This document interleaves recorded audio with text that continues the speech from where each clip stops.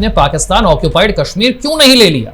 राहुल गांधी चाहते हैं कि जो हाल नेपाल में है, जो बांग्लादेश में हुआ, वो हाल भारत में हो जाए, कि वो इस देश को तोड़ना चाहते हैं। आपके पास जब मौका आया था, पाकिस्तान को आपने दबाव में डाल दिया था, पाकिस्तान का कोई हथियार, कोई पैंतरा काम नहीं कर रहा था, तो फिर आपने पाकिस्तान ऑक्यूपाइड कश्मीर क्यों नहीं ले लिया? इतना बड़ा मौका आपने क्यों छोड़ दिया? राहुल जी जो हैं, भारत को भी नेपाल की तरह ही बनाना चाहते हैं। राहुल गांधी खुद भारत में अराजकता लाना चाहते हैं। नमस्कार, मैं हूं आपके साथ विशाल कालरा। आप देख रहे हैं एफएम न्यूज। और देश और दुनिया के कई बड़े मुद्दों पर आज चर्चा के लिए हमारे साथ बेहद खास मेहमान हैं। कल की पीठाधीश्वर आचार्य प्रमोद कृष्णम आज हमारे साथ स्टूडियो में मौजूद हैं। बहुत बहुत स्वागत है आपका और बहुत शुक्रिया आपने हमारे लिए आज वक्त निकाला। थैंक यू, धन्यवाद। आचार्य जी, राजनीति को लेकर चर्चा आपसे हमारी बहुत हुई, लेकिन पिछले कुछ वक्त से राजनीति को लेकर चर्चा थोड़ी सी कम हो गई। लेकिन आज जो स्थितियां हैं उसे लेकर कई सारे सवाल मन में आते हैं और मुझे लगा कि आपसे बेहतर जवाब उन पर बहुत कम लोग हैं जो दे पाएंगे। सबसे पहले मैं शुरुआत करना चाहता हूं भारत के पड़ोसी देशों में फैली हुई स्थिति को लेकर। आप भी पिछले 2 दिनों से देख रहे होंगे नेपाल में क्या हो रहा है। आग लगी हुई है, युवा सड़कों पर हैं, प्रधानमंत्री इस्तीफा दे देते हैं, अज्ञात जगहों पर भागना पड़ जाता है। और ऐसा नहीं है कि अचानक किसी एक देश में हो रहा है। भारत के पड़ोसी देशों पर अगर हम नजर डालें, पहले श्रीलंका, फिर म्यांमार, फिर बांग्लादेश, पाकिस्तान तो अस्थिर है ही है, अब नेपाल में भी ऐसी ही अस्थिरता, एक जैसा पैटर्न, एक जैसा सब कुछ। पहले युवा सड़कों पर, फिर आंदोलन को दबाने के लिए गोलीबारी से प्रदर्शन और उग्र हुआ, और फिर प्रधानमंत्री या राष्ट्रपति को देश छोड़कर भागना पड़ता है। ऐसा लगता है वही रिपीट टेलीकास्ट हर देश में चल रहा है। देखिए, बांग्लादेश हो या पाकिस्तान का कुछ हिस्सा हो, नेपाल हो, यहाँ डेमोक्रेटिक सिस्टम टोटली फेल हो चुका है और ये डेमोक्रेसी का फेल्योर है। और जिन देश के अंदर, जिन राष्ट्रों में, जिस राष्ट्र में राष्ट्रीयता और आध्यात्मिक भाव का अभाव हो जाता है, यानी कि राष्ट्र के भाव का और आध्यात्म के भाव का, जो भी देश और उनकी आबादी राष्ट्र से विमुख होती है, आध्यात्म से विमुख होती है, वहाँ इस तरह की अराजकता, उपद्रव, विद्रोह देखने को मिलते हैं। तो मुझे लगता है नेपाल में जो हो रहा है वो डेमोक्रेटिक फेलियर का एक जीता जागता सबूत है। क्या सत्ता में बैठे हुए लोगों के आक्रोश को भांप नहीं पा रहे हैं, या आक्रोश को दबाने में इतनी ताकत खर्च कर दी है कि जो आम जनता आवाज पहुंचाना चाहती है वो सत्ता में बैठे लोगों तक पहुंच ही नहीं रही? नहीं, देखिए, अति सर्वत्र वर्जयेत, हमारे शास्त्रों में उल्लेख है, अति सर्वत्र वर्जयेत। Excess of everything is always bad. हर चीज की एक हद होती है। जब आप अपने अधिकारों की बात करेंगे और कर्तव्यों को भूल जाएंगे तो इस तरह की घटनाएं होती हैं। और इस तरह की घटनाएं इतिहास में और भी कभी बहुत पहले भी हुई हैं कि आप अधिकारों की तो बात करेंगे, कर्तव्यों को भूल जाएंगे। तो नेपाल में जो शासन कर रहे हैं लोग, उन पर भी ये लागू होता है, और जो नेपाल में लोग सड़कों पे उतरे उन पर भी लागू होता है। जिन्होंने बांग्लादेश में तख्ता पलट किया उन पर भी लागू होता है। जिन्होंने श्रीलंका में उपद्रव किए, अफगानिस्तान में क्या हुआ, वहाँ तालिबान की आज सरकार चल रही है, लेकिन है क्या वहाँ डेमोक्रेसी नहीं है। तो ये डेमोक्रेटिक सिस्टम का एक बहुत बड़ा फेलियर है। और इस घटना से और भी देशों को सीख और सबक लेना चाहिए, ताकि समय रहते हुए बहुत बड़े खतरों को टाला जा सके। भारत के संदर्भ में आपको कोई खतरा नजर आता है? क्या आपको लगता है कि भारत को अस्थिर करने की कोशिशें होती ही रही हैं और बड़ी मुश्किल से हम उससे बचकर निकलते हैं? देखिए, विपक्ष के नेता की जिम्मेदारी जब से राहुल गांधी जी पे आई है, तो विपक्ष का जो एटीट्यूड है, जो विपक्ष की हरकतें हैं, वो भी सब राहुल गांधी जैसी हो गई हैं। और राहुल जी जो हैं, भारत को भी नेपाल की तरह ही बनाना चाहते हैं। और ये बात मैं इसलिए नहीं कह रहा हूँ कि मेरा कोई राहुल जी से झगड़ा है। मैंने राहुल जी को बड़े करीब से देखा है, राहुल गांधी जी की नेचर को मैं जानता हूँ, और मेरी इस बात को राहुल गांधी जी अप्रिशिएट भी करेंगे। राहुल गांधी खुद भारत में अराजकता लाना चाहते हैं। राहुल गांधी चाहते हैं कि जो हाल नेपाल में है, जो बांग्लादेश में हुआ, वो हाल भारत में हो जाए। इसके पीछे का कारण ये है कि वो नरेंद्र मोदी से बहुत नफरत करते हैं, बहुत घृणा करते हैं। वो भाजपा से इतनी घृणा नहीं करते, वो किसी से इतनी घृणा नहीं करते। अगर आप आज ही कह दें उनसे कि साहब नरेंद्र मोदी जी की जगह कोई और प्रधानमंत्री बनेगा, तो वो उसमें बड़े खुश हो जाएंगे। लेकिन वो मोदी से इतना चिढ़ते हैं, इतना नफरत करते हैं कि उनका सपना है ये कि जिस तरह नेपाल में तख्ता पलट हो रहा है, जिस तरह बांग्लादेश में तख्ता पलट हुआ, उसी तरह भारत में भी अराजकता आ जाए, एनार्की आ जाए। और मुझे लगता है कि ही इज एनार्किस्ट पर्सन। वो एनार्की चाहते हैं। उनकी बातें, उनकी हरकतें, उनके बयान, उनके भाषण, उनकी बॉडी लैंग्वेज को देख के लगता है कि वो अराजकतावादी व्यक्ति हैं। और उन्होंने कई स्टेटमेंट दिए, कितनी गलत गलत बातें नरेंद्र मोदी जी के लिए कही हैं, प्रधानमंत्री जी के लिए कही हैं। कितने उनके बयान हैं कि एक दिन जनता दौड़ाएगी, ये होगा, सड़कों पे आएगा, मोदी भागता फिरेगा।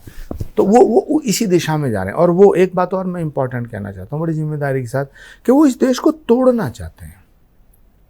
क्योंकि उन्हें लग गया कि ये देश अगर एक रहेगा तो तुम्हारी सत्ता नहीं आएगी। तो इसको भाषा के नाम पे तोड़ो, जाति के नाम पे तोड़ो, धर्म के नाम पे तोड़ो, रंग के नाम पे तोड़ो, क्षेत्र के नाम पे तोड़ो, जैसे भी टूटे तोड़ो, और टूट करके एक सेक्टर पे अपना कब्जा करो। तो ये उनका मूल उद्देश्य है। अब उसमें कामयाब वो नहीं हो रहे हैं, उससे उन्हें फ्रस्ट्रेशन बढ़ रहा है। लेकिन सच बात यह है कि मेरे इस बयान पर, मेरे इस स्टेटमेंट पर मैं कायम हूँ कि वो इस देश को तोड़ना चाहते हैं। और मैं इस पे भी कायम हूँ कि वो भारत में भी वही स्थिति पैदा करना चाहते हैं जो नेपाल में हो रही है। आप राहुल गांधी जी से या उनके किसी भी सलाहकार से या उनके किसी बड़े नेता से जो उनके बहुत करीब हो, आप पूछिएगा कि भाई आचार्य प्रमोद कृष्णम ने ऐसा बोला है। मैं दावे के साथ कहता हूँ राहुल गांधी जी इस बात का खंडन नहीं करेंगे ना, वो बिल्कुल नहीं कहेंगे, क्योंकि वो जानते हैं मैं सही कह रहा हूँ। तो भारत में भी कुछ ऐसी ताकतें हैं जो देश को अराजकता के मोड़ पे लाना चाहती हैं। कभी वो कॉन्स्टिट्यूशन को गलत बताते हैं, कभी वो सुप्रीम कोर्ट को गलत बताते हैं, कभी वो चुनाव आयोग को गलत बताते हैं। अब वो कहते हैं जी वोट चोर जो है, वोट चोर, कभी कहते हैं चौकीदार चोर, कभी कहते हैं जी राफेल की चोरी कर ली, कभी कहते हैं वोट की चोरी कर ली। अरे भाई ये जो कल उपराष्ट्रपति का जो चुनाव हुआ है, इसमें तो ईवीएम भी नहीं था, इसमें तो कुछ भी नहीं था, तो इसको भी, तुम्हारी जो हार हुई है इसको भी कह दो वोट चोरी हो गया। तो कोई लॉजिक नहीं है उनकी बातों में, सिर्फ जनता को भड़काना और जनता को भड़का करके उग्रता पैदा करना। तो मुझे लगता है कि भारत सरकार को इस पर संज्ञान लेना चाहिए और इस राहुल गांधी जी के बयानों को गंभीरता से लेते हुए कोई बड़े फैसले लेने की ज़रूरत है। मैं वोट चोरी वाले मुद्दे पर आऊं, उससे पहले आपने कहा कि देश को तोड़ने की कोशिश जाति के नाम पर, धर्म के नाम पर, रंग के नाम पर, भाषा के नाम पर जाति जनगणना को लेकर तो बड़ा विवाद हुआ। आखिर में हमने देखा कि सरकार तो मान गई, सरकार तो खुद ही जाति जनगणना करना चाहती है। नहीं, वही बीजेपी जो कह रही थी कि जाति के नाम पर देश को तोड़ा जाएगा, बांटा जाएगा, जातियों की गिनती करके क्या हासिल होगा। बिल्कुल ठीक है, सरकार जो चला रहा होता है वो उसकी एक सीमा होती है, वो एक सीमा तक समझाने का प्रयास करता है।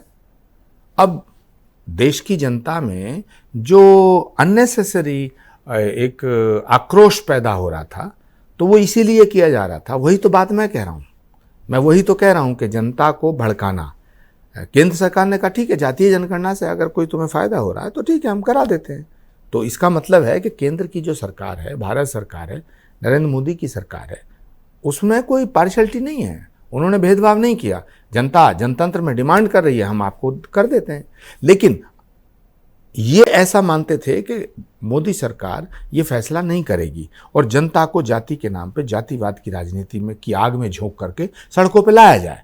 तो जाति के नाम पे तोड़ो, यही तो मैं कह रहा हूँ कि वो चाहते हैं जाति के नाम पे तोड़ो। अब जातीय जनगणना के बाद क्या हो जाएगा, क्या मुझे नहीं पता मैं किस जाति में हूँ, दूसरे को नहीं पता। भारत के 140 करोड़ लोग हैं, उनका जन्म किसी ना किसी जाति परिवार कुल में हुआ है, वो सब जानते हैं, दे नोज, एवरीबॉडी नोज कि वो किस जाति में पैदा हुआ है। तो जाति जनगणना हो के यही तो पता चलेगा कौन व्यक्ति किस जाति का, वो तो अभी भी पता है।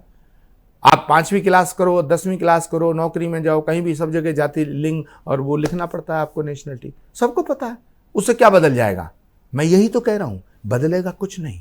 ये इस देश की जनता को आज भी पता है वो किस जाति की है, सबको पता है, सारे वोटर्स को पता है, तो उससे कुछ नहीं होगा। ये राहुल गांधी भी जानते हैं, लेकिन उन्होंने जनता को भ्रमित करने के लिए ये मुद्दा उछाला, जिससे जाति के नाम पे देश में विभाजन हो जाए। केंद्र सरकार ने फैसला कर दिया, बात खत्म हो गई। तो मैं ये कहना चाहता हूं कि राहुल गांधी जी जो बात कर रहे हैं, हर दिन वो ये सोचते हैं इस देश को कैसे बांटा जाए। तो अब देखे ना, कोई और नया पैंतरा निकालेंगे, कोई नया मुद्दा लाएंगे। उन्होंने कहा जातियों की गिनती से ये होगा कि जिसकी जितनी आबादी उतना उसका हक। उनका यह कहना है कि ये 50% आरक्षण का जो बैरियर है, इसे तोड़ने का वक्त आ गया है। हमें पता चल जाएगा कि आबादी कितनी है किस जाति की, तो उस हिसाब से आरक्षण बढ़ाना पड़ेगा। मान लीजिए बिहार में एक जाति सर्वे हुआ, जाति जनगणना तो कोई राज्य सरकार नहीं कर सकती, लेकिन बिहार में एक जातियों का सर्वे हुआ, पता चला कि SC ST OBC की 85% 85% आबादी है। क्या अगर हम पूरे देश में इस मॉडल को मान लें कि ऐसी ही जाति जनगणना की तस्वीर आती है, क्या हम आरक्षण को 50 से बढ़ाकर 60, 70, 80, 85 तक ले जाएंगे? फिर उत्तर प्रदेश में, बिहार में, आसाम में और कश्मीर में ऐसी बहुत सी जगह हैं जहां 70% मुस्लिम आबादी है, 80% मुस्लिम आबादी है। अभी एक सर्वे रिपोर्ट आई है, हमारे संभल में 85% मुस्लिम आबादी है। तो क्या वहाँ जहाँ 85% मुस्लिम आबादी है, 70% मुस्लिम आबादी है, 60% मुस्लिम आबादी है, तो वहाँ सारे अधिकार, शासन, प्रशासन सब मुसलमान भाइयों को दे दिए जाएंगे? ये वाहियात बात है। देश तो सबका है। इस देश के निर्माण में जितनी भूमिका ब्राह्मणों की है उतनी ही राजपूतों की है, जितनी ब्राह्मण और राजपूतों की है उतनी भूमिहारों की है, जितनी भूमिहारों की है उतनी ही दूसरी जातियों की है, उतनी ही अगड़ों की है, उतनी ही पिछड़ों की है। जब देश की सीमा पे व्यक्ति लड़ता है तो उसकी जाति लड़ती है क्या? वो भारत लड़ता है, वो भारत के लिए लड़ता है। जब कोई शहीद होता है उसकी जाति होती है क्या? ये सुभाष चंद्र बोस की क्या जाति थी? सरदार भगत सिंह की क्या जाति थी? पंडित चंद्रशेखर आज़ाद की क्या जाति थी? वो ब्राह्मण कुल में पैदा हुए, लेकिन उनकी कोई जाति थी। अशफाक उल्लाह की क्या जाति थी? अरे देश की बात करो। दुनिया कहाँ से कहाँ पहुँच गई। आज भारत मंगल ग्रह पे पहुँच रहा है, अंतरिक्ष में झंडा गाड़ के आया। कहाँ इन जातियों के चक्कर में पड़ के इस देश को तोड़ना चाहते हो? शर्म नहीं आती आपको? हैं, बेहूदी बातें करते हो। इतने बड़े लीडर हैं आप, इतने बड़े परिवार के हैं। क्या पंडित जवाहरलाल नेहरू की कोई जाति थी? इंदिरा गांधी की कोई जाति थी? आप स्वयं बताएं आपकी जाति क्या है। आप खुद भी बताओ ना आपकी जाति क्या है, कभी बताइएगा। अब आपकी जाति पूछ रहे हैं तो पूरी की पूरी पार्टी लग जाएगी आचार्य प्रमोद कृष्णम को गाली देने को, हैं। लेकिन सच बात तो ये, पहले अपनी जात बताओ। देश में जो है प्रतिभाओं का गला क्यों घोटना चाहते हो? योग्यता को आगे लाओ और जो दबे कुचले हैं, पिछड़े हैं सामाजिक दृष्टिकोण से, उनको आगे लाओ, उनका उत्थान करो। ये क्या वाहियात बकवास बात कर रहे हैं? अगर ऐसा ही करना चाहते हो, कश्मीर दे दो, दे दो, सब दे दो, मुसलमानों को दे दो, संभल दे दो, मुरादाबाद दे दो, सहारनपुर दे दो। कैसी बेतुकी बातें कर रहे हैं, वाहियात बात कर रहे हैं आप। संभल का आपने जिक्र किया तो मुझे उस मस्जिद का भी जिक्र करना पड़ता है और मंदिर की भी बात करनी पड़ती है जिसका मामला कोर्ट में है। इतना बवाल, इतनी तोड़ फोड़। फिर मोहन भागवत साहब का एक स्टेटमेंट कि हर मस्जिद या हर दरगाह के नीचे मंदिर नहीं ढूंढना है। क्या हो रहा है फिर देश में? नहीं, कौन ढूंढ रहा है? कोई इंजेक्ट थोड़ी कर रहा है। इतिहास गवाह है भाई, हिस्ट्री उसकी साक्षी है। सारा इतिहास जरा देखिएगा, उसमें लिखा है कि मुगलिया पीरियड में मंदिरों को तोड़ा गया, बाबर के राज में तोड़ा गया, सिकंदर लोदी के ज़माने में तोड़ा गया, औरंगज़ेब के ज़माने में तोड़ा गया, तैमूर लंग के ज़माने में तोड़ा गया। सब ने मंदिरों को तोड़ा। मंदिरों को तोड़ा नहीं गया क्या? तो मंदिरों को तोड़ के मस्जिद बनाई। हम ये नहीं कह रहे मस्जिदों को तोड़ के मंदिर बना दो। हम कहाँ कह रहे हैं? कोई हिंदू कह रहा है मस्जिद को तोड़ के मंदिर बना दो, कोई नहीं कह रहा। लेकिन ये तो एक्सेप्ट करो कि हाँ, ये मंदिरों को तोड़ के बनाई गई, मंदिर तोड़े गए, इसमें क्या प्रॉब्लम है? क्या इतिहास को मिटा देंगे आप? 1526 से 1529 के बीच का इतिहास देखिएगा, पढ़िएगा, आईना अकबरी पढ़िएगा, बाबरनामा पढ़िएगा, सारे इतिहासकारों को पढ़िएगा, विदेशी इतिहासकारों को पढ़िएगा। मंदिरों को तोड़ा गया, मंदिरों को तोड़ा गया तो मंदिर दफन है, मंदिर जमीन के नीचे हैं और वो निकल रहे हैं, वो खोदोगे तो निकलेंगे, तो इसमें कौन सी बुरी बात है? जहाँ तक मोहन जी भागवत जी का स्टेटमेंट है वो ठीक है, स्वागत योग्य है। राष्ट्रीय एकता के लिए बहुत अच्छा है, लेकिन हिस्ट्री को थोड़ा ही बदला जा सकता है। लेकिन इस हिस्ट्री तो नहीं वजहों से जो बदली पुलिस प्रशासन के लिए चुनौतियां खड़ी होंगी जगह जगह, जब हर मस्जिद और दरगाह पर क्लेम किया जाएगा, उसके बाद हर बार क्या इसी तरह की हिंसा, मारपीट, तोड़फोड़, शहर में कर्फ्यू? आप क्या कहना चाहते हैं? सच्चाई से मुंह मोड़ लें, इतिहास में जो है उसको माने ना, हैं? मैं तो देश के तमाम मुसलमान भाइयों से, बहन भाइयों से अपील करना चाहता हूँ कि जो बाबर ने किया, औरंगजेब ने किया, जो सिकंदर लोधी ने किया, तैमूर लंग ने किया, चंगेज़ खान ने किया, उनसे अपने आप को ना जोड़ें। आप भारतीय हैं, आपके पूर्वज भारतीय थे, सनातनी हैं, आप सनातनी हैं, तो मंदिरों को तोड़ा गया है। उस वक्त जब मंदिर टूटे थे तो मंदिर आपके भी थे, और ये तो भारत की संस्कृति है। आज भी मंदिर आपके हैं। मैं ये मानता हूं कि मंदिरों पे जितना हक आचार्य प्रमोद कृष्णम का, उतना ही मुसलमान भाइयों का, क्योंकि हम सब सनातनी हैं। हाँ?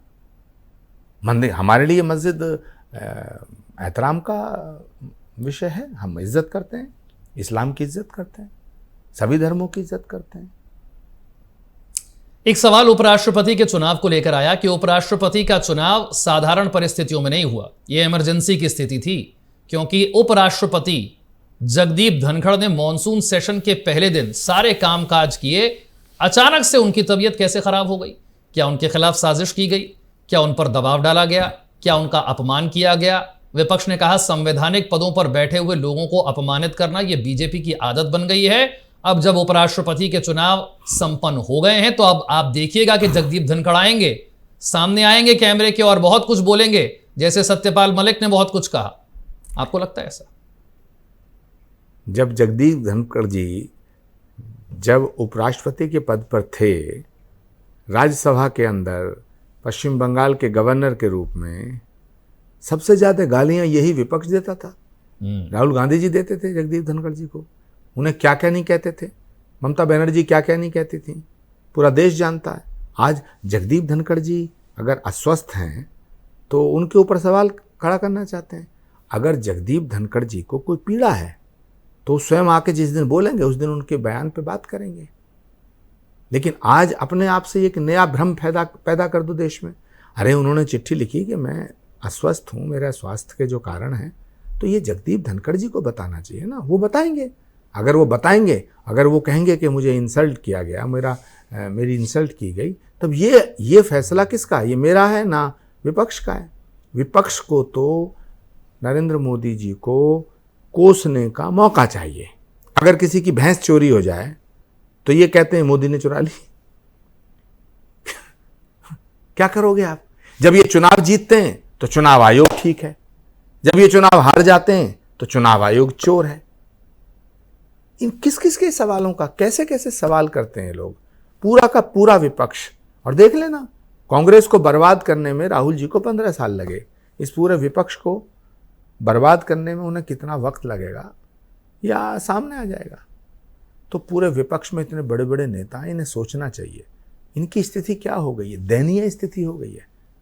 अखिलेश यादव जी को सोचना चाहिए, तेजस्वी को सोचना चाहिए, ममता बनर्जी को सोचना चाहिए, शरद पवार जी को सोचना चाहिए।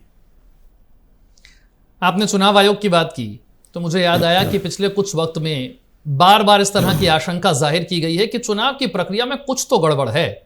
कहां से ढूंढा जाए उस गड़बड़ को, वो अब तक समझ नहीं आया। पहले ईवीएम को लेकर के सवाल उठा गया, कहा गया कि ईवीएम हैक हो सकती है। फिर यह कहा गया नहीं ईवीएम की प्रोग्रामिंग में गड़बड़ है। फिर कहा गया नहीं बैटरी में गड़बड़ है, 99% चार्ज बैटरी कैसे हो सकती है जब पूरा दिन वोटिंग हुई हो। फिर लोकसभा चुनाव 2024 से पहले मामला सुप्रीम कोर्ट पहुंचा, बड़े बड़े वकील लगाए गए, सारी दलीलें दे दी गई, लेकिन सुप्रीम कोर्ट के सामने साबित नहीं कर पाए कि ईवीएम में गड़बड़ क्या है। अब वोट चोरी की बात है, सवाल यह है कि वोट चोरी को लेकर सुप्रीम कोर्ट जा ही नहीं रहे। देखिए क्यों नहीं जा रहे? विशाल जी, आप कह रहे हैं चुनाव आयोग गलत है, आप कह रहे हैं ये मशीन गलत है, आप कह रहे हो वोट की चोरी हो रही है, आप चुनाव आयोग को कटघरे में खड़ा कर रहे हैं। ठीक है साहब, बहुत अच्छी बात है। जिस चुनाव आयोग को आप चोर कह रहे हैं, जिस चुनाव आयोग को आप बेईमान कह रहे हैं, जिस चुनाव आयोग को आप गलत कह रहे हैं, उसी चुनाव आयोग के द्वारा जारी किए गए सर्टिफिकेट से आप सांसद हैं। इस्तीफा दो ना, आप इस्तीफा दीजिएगा। जिस चुनाव आयोग को आप गलत कह रहे हैं, जिस चुनाव आयोग को आप चोर कह रहे हैं, आपकी ये हिमाचल की सरकार उसी चुनाव आयोग के द्वारा जारी किए गए सर्टिफिकेट चल रही है। कहिए सुखविंदर सिंह सुख को इस्तीफा दें, कहिए रेवंत रेड्डी की तेलंगाना सरकार इस्तीफा दे, कर्नाटक सरकार इस्तीफा दे। अरे भाई, आप देश की जनता ने आपको नकार दिया, और वो इसलिए नहीं नकारा, उन्होंने बड़ा प्यार दिया आपको। आपकी हरकतें ऐसी हैं, आप भाजपा के खिलाफ रहिए, हमें कोई दिक्कत नहीं। भाजपा की बुराई करिए, हमें कोई दिक्कत नहीं। भाजपा की नीतियों को क्रिटिसाइज करिए, ये लोकतंत्र में लोकतांत्रिक अधिकार है आपका। लेकिन भाजपा के विरोध में रहिए, भारत के विरोध में मत रहिए। भाजपा का विरोध करते करते आप भारत का विरोध कर रहे हैं। जब आप भारत का विरोध कर रहे हैं तो भारत की जनता आपको स्वीकार नहीं करेगी, नहीं करेगी। ये मुद्दा है। आप भारत में अराजकता लाना चाहते हैं, कौन भारतीय स्वीकार करेगा? आप भारत को तोड़ना चाहते हैं, कौन भारतीय स्वीकार करेगा? आपकी हरकतों से सब वाकिफ हैं, इसीलिए आप हर जगह फेल हो रहे हैं, इसीलिए आप भारत की जनता आपको एक्सेप्ट नहीं कर रही है। अपने आप को सुधारने की कोशिश कीजिए, कुछ आत्ममंथन कीजिए, आत्मचिंतन कीजिए, आत्म अवलोकन कीजिए। एक नैरेटिव सेट करने की बात होती है, और मुझे लगता है कई बार नैरेटिव सच्चा हो या झूठा, एक बार वो नैरेटिव सेट हो जाए और लोगों के दिमाग में बैठ जाए तो वो काम करता है। जैसे कि लोकसभा चुनाव 2024 में एक नैरेटिव सेट हुआ कि अगर बीजेपी को 400 आई तो संविधान बदल जाएगा। गलती ये हुई कि बीजेपी के भी कुछ नेताओं ने ये बात कही कि 400 सीटें आएंगी तो हम संविधान बदल देंगे। वो नैरेटिव सेट हो गया, विपक्ष ने उस नैरेटिव पर काम किया और परिणाम आपके सामने, 240 पर रुकना पड़ा बीजेपी को। आपको लगता है वैसे वोट चोरी का अगर नैरेटिव सेट हो गया तो नुकसान तो उठाना पड़ेगा? कोई नैरेटिव सेट नहीं होगा। हिंदुस्तान की जनता बेवकूफ़ नहीं है, हिंदुस्तान की जनता बहुत समझदार है। हिंदुस्तान की जनता, भारत की जनता को मालूम है कि ये देश और इस देश की सीमाएं नरेंद्र मोदी जी के हाथों में सुरक्षित हैं। और हम भगवान से प्रार्थना करते हैं कि प्रधानमंत्री जी स्वस्थ रहें, दीर्घायु हों, और इस देश की सेवा जिस तरह कर रहे हैं उसी तरह करते रहें। आपने प्रधानमंत्री के स्वस्थ और दीर्घायु होने की बात की तो मुझे याद आया कि 17 सितंबर को वो अपना जन्मदिन मनाएंगे और इस बार वो 75 वर्ष के पूरे होंगे। और अब उम्र को लेकर बड़ी एक चर्चा सी शुरू हो गई है। विपक्ष पूछ रहा है कि ये तो आपका ही एक अनकहा सा नियम था कि 75 वर्ष की आयु के बाद अब आपको मार्गदर्शन मंडल में जाना पड़ेगा, अब आपको मार्गदर्शक की भूमिका निभानी है। अच्छा जी, खड़गे जी 80 साल के हैं और कांग्रेस पार्टी के अध्यक्ष हैं। खड़गे जी 80 साल के कांग्रेस के अध्यक्ष बन सकते हैं। भारत के प्रधानमंत्री जो सीढ़ियां भी दौड़ के चढ़ते हैं, 18 घंटे काम करते हैं। 45 साल का, 50 साल का, 35 साल का व्यक्ति, नौजवान व्यक्ति अगर जो काम करता है, प्रधानमंत्री जी उससे भी ज़्यादा स्फूर्तिवान नजर आते हैं। 18 घंटे देश को दे रहे हैं वो, इस देश की जनता के लिए पल पल अपना कुर्बान कर दिया। और ये 55 साल के युवा हैं वो 75 साल में रिटायर हो जाए हैं। भाई, बिल्ली के भाग से छींका नहीं टूटता, ये कहावत जरूर है। सोचते रहिए, सोचते रहिए।